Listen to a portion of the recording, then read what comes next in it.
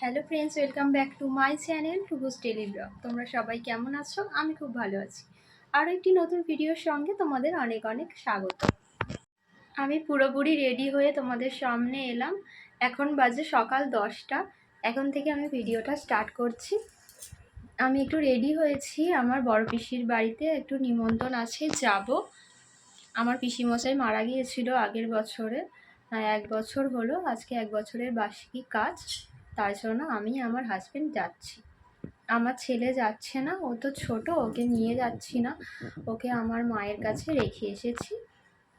এখন আমরা দুজনে বেরোবো, চলো যাই, তারপরে আবার তোমাদের সঙ্গে রাস্তায় দেখা হচ্ছে। শাড়িটা আমি একাই কোনো রকমে পরেছি, খুব একটা ভালো আমি শাড়ি পরতে পারি না। এই শাড়িটা পরেছি। আমার ছেলেকে সকালবেলা তাড়াতাড়ি করে রেডি করিয়ে দিয়েছি, তারপরে আমার হাজব্যান্ড ওকে দিয়ে এসেছে আমার বাবার বাড়িতে। চলো আবার পরে দেখা হচ্ছে।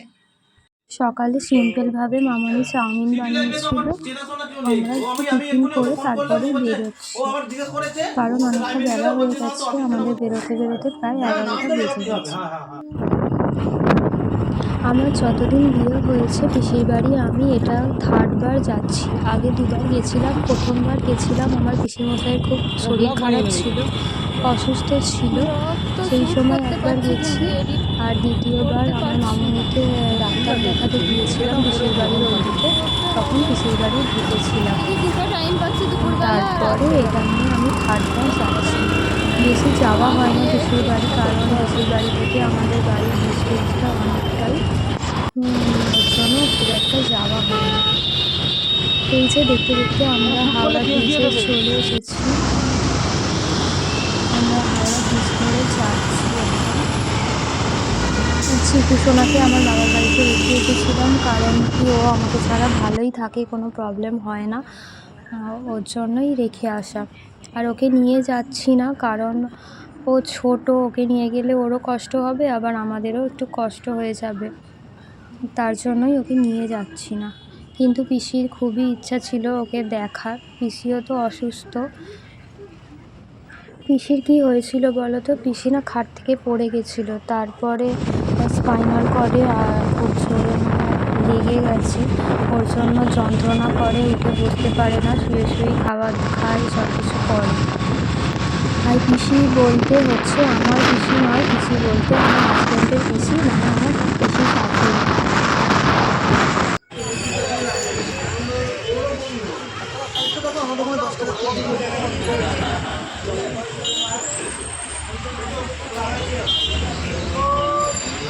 চলে এসেছি পিসির বাড়ির কাছে, এখন একটু মিষ্টি নিয়ে নেব, আর সামনে 5 মিনিট গেলেই চলে যাবো পিসির বাড়ি।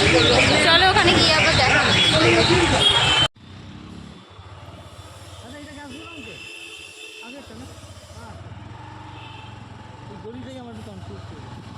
একই রকম দেখতে।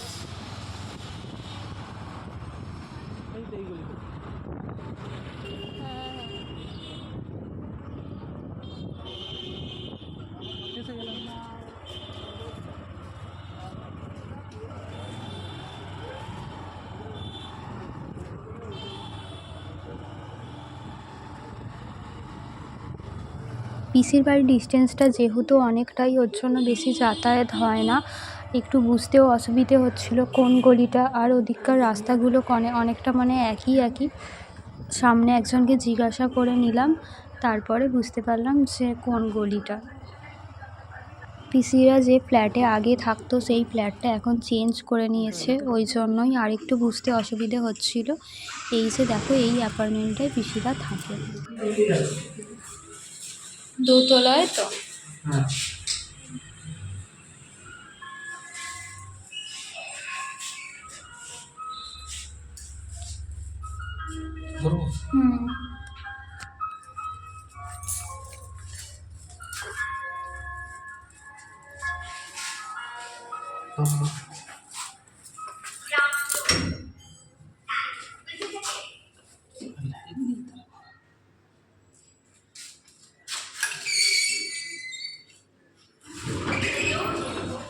লাইট ভিতরে আছে, জ্বালিয়ে নিতে হবে।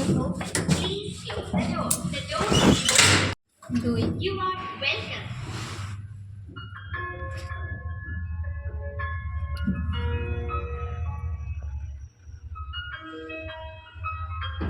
Second floor.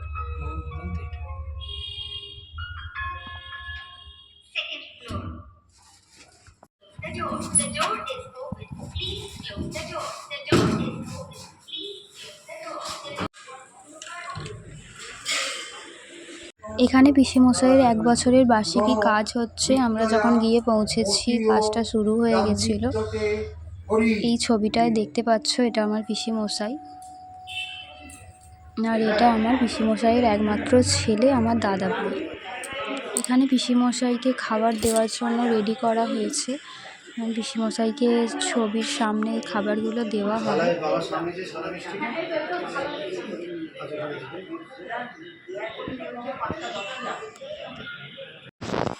আমরা টিফিন করেই বেরিয়েছি, কিন্তু পিসি এত জোরাজুরি করলো খাওয়ার জন্য, তার জন্য আবার লুচি করেছিল টিফিনে, একটুখানি লুচি খেতে হলো। আমার খেতে একদমই ইচ্ছা করছিল না, তাও জোর জবরদস্তি করে পিসি খাওয়ালো লুচি।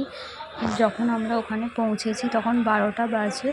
তারপরে 1টার দিকে লুচিটা খেয়ে আমার পেটটা এতই ভরে গেছে, ইচ্ছা করছিল না দুপুরের খাবার। তবুও দুপুরে কিছু খেতেই হবে, খেতে বসেছি, কিন্তু আমি কিছুই খেতে পারিনি।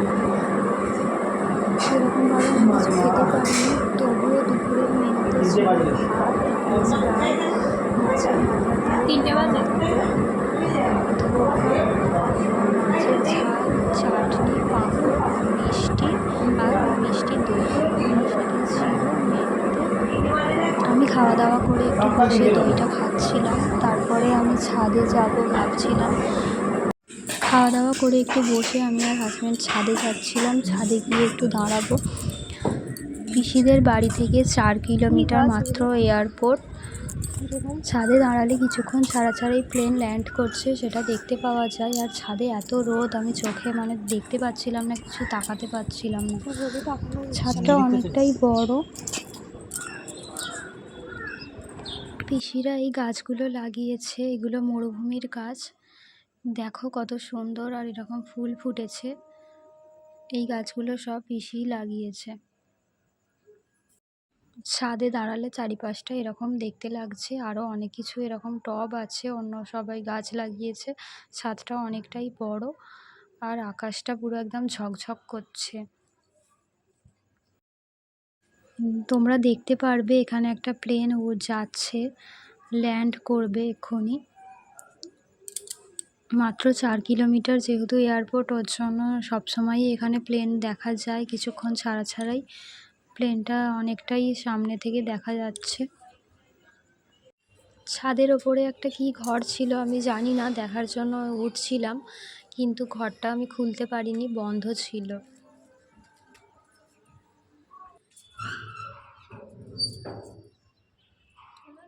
না ছিল দরকার নেই।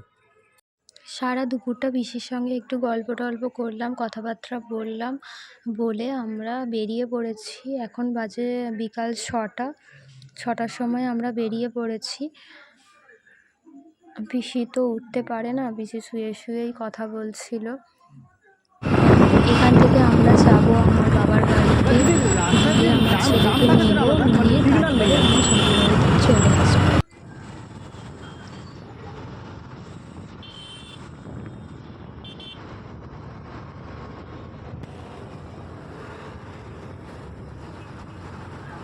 সেরকমভাবে বাড়িতে এসে আর কোনো ভিডিও শ্যুট করা হয়নি। আমি বাবার বাড়িতে যেহেতু গেছিলাম, মা আমাকে চিকেন দিয়েছিল, আর বাড়িতে এসে একটু ভাত করে নিয়েছিলাম, ব্যাস ওটা দিয়েই খেয়ে নিলাম ডিনারটা, চিকেন আর ভাত।